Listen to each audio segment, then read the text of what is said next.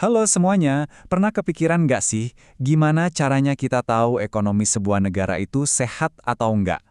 Apa kita lihat dari total kekayaannya atau dari rata-rata uang yang dimiliki warganya? Nah, hari ini kita bakal bedah tuntas dua konsep yang sering banget disebut-sebut, pendapatan nasional dan pendapatan per kapita. Oke, kita mulai dari sini aja ya. Kutipan ini, walaupun kedengarannya simpel banget, tapi sebenarnya ini inti dari semua obrolan kita. Ini bukan cuma soal angka-angka gede di berita ekonomi, tapi soal gimana angka itu nyambung ke kehidupan kita sehari-hari, ya, ke jurang antara si kaya dan si miskin. Pertama, yuk kita lihat dari atas dulu. Kayak lagi pakai drone buat ngelihat seluruh mesin ekonomi sebuah negara. Nah, ini yang disebut pendapatan nasional. Jadi, coba deh bayangin, semua pabrik yang beroperasi, semua kantor yang sibuk, semua toko yang jualan, pokoknya semua aktivitas ekonomi di satu negara. Nah, pendapatan nasional itu total nilai dari semua itu dalam setahun. Angka ini nunjukin seberapa besar dan kuat sih ekonomi negara itu. Kalau di berita, kamu dengar soal PDB atau GDP, ya inilah yang lagi dibicarain. Angkanya raksasa. Yang menarik, buat ngitung kue ekonomi segede ini tuh ada tiga cara. Bisa dari total semua yang diproduksi, atau total semua pendapatan yang diterima, mulai dari gaji kita sampai untung perusahaan, atau bisa juga dari total semua uang yang dibelanjakan. Idealnya ketiga cara ini bakal ngasih hasil yang kurang lebih sama, jadi kita dapat gambaran yang akurat. Oke, tadi kan kita udah lihat kue ekonomi raksasanya. Tapi pertanyaannya sekarang, tiap orang dapat bagian seberapa besar?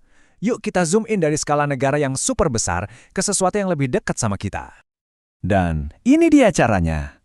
Rumusnya simple banget tapi penting banget.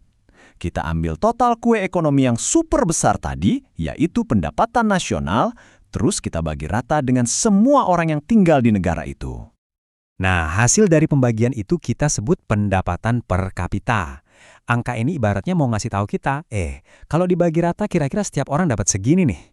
Makanya ini sering banget dipakai buat bandingin mana negara yang lebih makmur.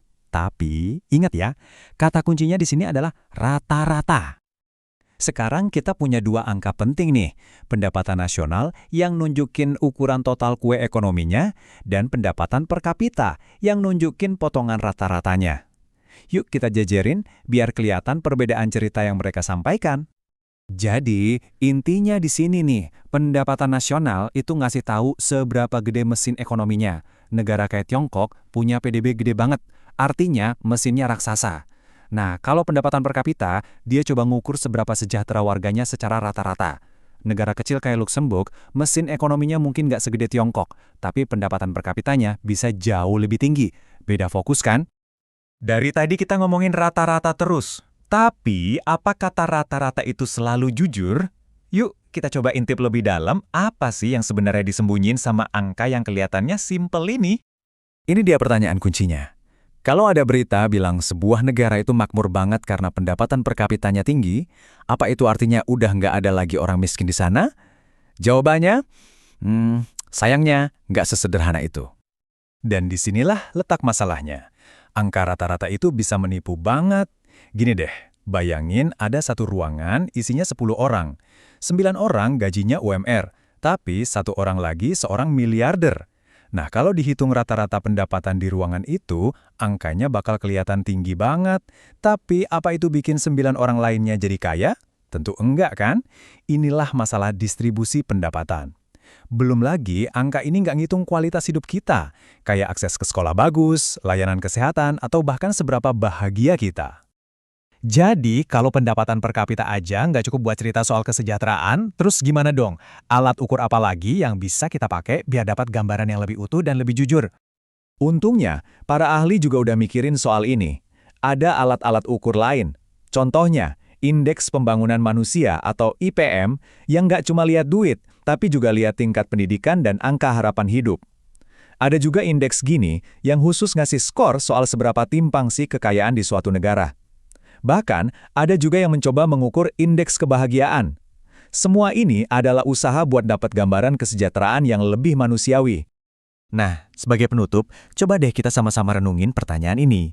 Setelah kita tahu batasan dari angka-angka ekonomi, kita jadi sadar kalau sejahtera itu ternyata jauh lebih kompleks dari sekedar uang. Menurut kalian, apa? Pendidikan yang baik? Kesehatan yang terjamin? Rasa aman? Atau kebahagiaan itu sendiri? Diskusi kita hari ini nunjukin kalau cara kita mengukur suksesnya sebuah negara itu ternyata masih terus berkembang.